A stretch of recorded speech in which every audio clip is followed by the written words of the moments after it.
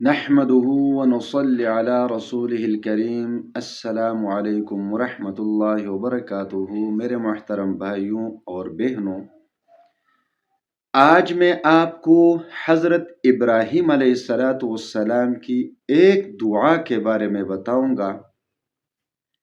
جب حضرت ابراہیم علیہ السلام نے اس دعا کو پڑھا تو جس طرح اللہ تبارک و تعالی نے حضرت ابراہیم علیہ السلام کی حفاظت کی، کتنے ہی امتحانات حضرت ابراہیم علیہ السلام پر آئے، آگ میں پھینکے گئے، اللہ تبارک و تعالی نے حفاظت کی، اپنے ہی علاقے سے ہجرت کرنے پر مجبور ہو گئے، لیکن اللہ نے مدد کی، اپنے ہی بیٹے کو قربان کرنے کا حکم دیا گیا، اس میں اللہ تبارک و تعالی نے کامیابی عطا فرمائی۔ مقصد یہ ہے کہ آپ کی ہر مصیبت کے لیے اللہ کافی ہو جائے گا۔ ایک تو یہ مصیبتیں، پریشانیاں، حاجتیں یہ اللہ پورے کریں گے۔ دوسرا فائدہ یہ ہوگا کہ اگر آپ کی اولاد نافرمان ہو چکی ہے، کوئی آپ کی بات نہیں سنتا، تو آپ کی اولاد کو اللہ تبارک و تعالی فرمان بردار بنا دیں گے۔ تو اب مجھے بتائیں کہ جب آپ کی کوئی سخت حاجت پیش آئے، آپ پر کوئی سخت پریشانی آئے، کوئی سخت مصیبت آئے، کوئی سخت رکاوٹ آئے، چاہے وہ رزق کی تنگی آئے یا مال کی تنگی آئے، کاروبار میں نقصان ہو جائے، کاروبار نہیں ملتا، نوکری نہیں ملتی، اور اچانک سے یہ سب کچھ ٹھیک ہو جائے، حاجت بھی پوری ہو جائے، مشکل بھی دور ہو جائے، پریشانیاں بھی ختم ہو جائے، رکاوٹیں بھی ہٹ جائیں، رزق کی تنگی بھی دور ہو جائے، مال کی تنگی بھی دور ہو جائے، کاروبار بھی چلے، نوکری بھی ملے، تو پھر آپ کو کیا چاہیے؟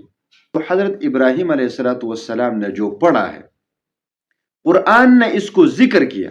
قرآن نے اس کو کیوں ذکر کیا؟ کہ ہمارا ایمان تمام انبیاء کرام پر ہے۔ اب کسی بھی پیغمبر نے جو بھی عمل کیا ہے، اس عمل پر ایمان لانا بھی ہمارے لیے ضروری ہے، اور اس عمل پر عمل کرنا بھی ہمارے لیے ضروری ہے۔ تو انبیاء کرام کے ان اعمال میں ایک دعا ہے، اور یہ انبیاء کرام کی سب سے بڑی ہتھیار تھی کہ جس پیغمبر پر بھی مصیبتیں آئیں تو اللہ تبارک و تعالی نے اس پیغمبر کو دعا کی تلقین کی کہ آپ اللہ سے مانگیں۔ کس طرح مانگیں؟ اس طرح مانگیں جو قرآن نے ذکر کیا ہے۔ مثال کے طور پر حضرت ایوب علیہ السلام پر بیماری آئی تو اللہ نے بتایا آپ اللہ کی طرف رجوع کریں۔ کیسے رجوع کریں؟ رب انی مسنی الشیطان بنصب وعذاب، رب انی مسنی الضر وانت ارحم الراحمین۔ تو حضرت ایوب علیہ السلام کی بیماری ختم ہو گئی۔ اب اس میں بھی ہمارے لیے یہی سبق ہے کہ جس طرح بیماری کی حالت میں حضرت ایوب علیہ السلام نے دعا مانگی، ہم بھی دعا مانگے، تو جس طرح حضرت ایوب علیہ السلام کی بیماری ختم ہو گئی، اسی طرح ہماری بھی بیماریاں ختم ہوگی۔ اسی طرح حضرت نوح علیہ السلام رب انی مغلوب فانتصر، اللہ نے مدد کی، اور ایسی مدد کی جو قرآن نے ذکر کیا۔ اسی طرح حضرت ابراہیم علیہ السلام نے بھی ایک دعا مانگی، اور وہ دعا یہ ہے، ربنا الیک توکلنا وَإِلَيْكَ أَنَبْنَا وَإِلَيْكَ الْمَصِيرُ۔ تین باتیں ہیں اس میں۔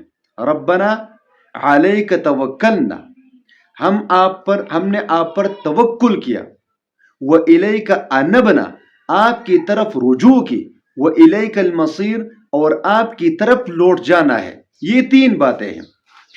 آپ نے اس طرح کرنا ہے کہ اس دعا کو آپ نے روزانہ پڑھنا ہے۔ آپ اس کو پڑھیں گے تو جو یہ تین باتیں ہیں اس میں، اس پر ذرا غور کریں، اس پر غور کریں۔ ربنا علیک توکلنا، تو توکل اللہ پر کرنے کے علاوہ ہمارے پاس کوئی اور راستہ نہیں۔ وَإِلَيْكَ أَنَبْنَا، اللہ کی طرف رجوع کرنے کے علاوہ ہمارے پاس کوئی دوسرا راستہ نہیں۔ وہ الیک المصیر، اور اللہ کی طرف لوٹنے کے علاوہ کوئی اور جگہ نہیں۔ تو توکل بھی اللہ پر، رجوع بھی اللہ کی طرف، اور لوٹنا بھی اللہ کی طرف ہے۔ تو پھر آپ کا یہ ذہن بن چکا کہ سب کچھ کرنے والی ذات اللہ ہے۔ اب آپ پر مصیبت آئے تو آپ مصلی پر بیٹھ جائیے اور اس آیت کریمہ کو یعنی اس دعا کو آپ 100 مرتبہ پڑھ لیجیے۔ 100 مرتبہ پڑھ کر اللہ سے دعا کرے۔ جو بھی شخص اس کو اپنا معمول بنا لے گا، کم از کم نماز میں تو یہ پڑھے گا، اتحیات میں جو اب ربنا آتنا فی الدنیا پڑھتے ہیں اس کے ساتھ اس دعا کو بھی شامل کرے، پڑھے گا، تو آپ کو زندگی میں کبھی بھی مشکل کا سامنا نہیں کرنا پڑے گا، نہ رکاوٹ آئے گی، نہ مصیبت آئے گی، نہ پریشانی آئے گی۔ ہاں، سارے کے سارے چیزیں اللہ تبارک و تعالی خود بخود حل کرتے چلے جائیں گے انشاءاللہ تعالی۔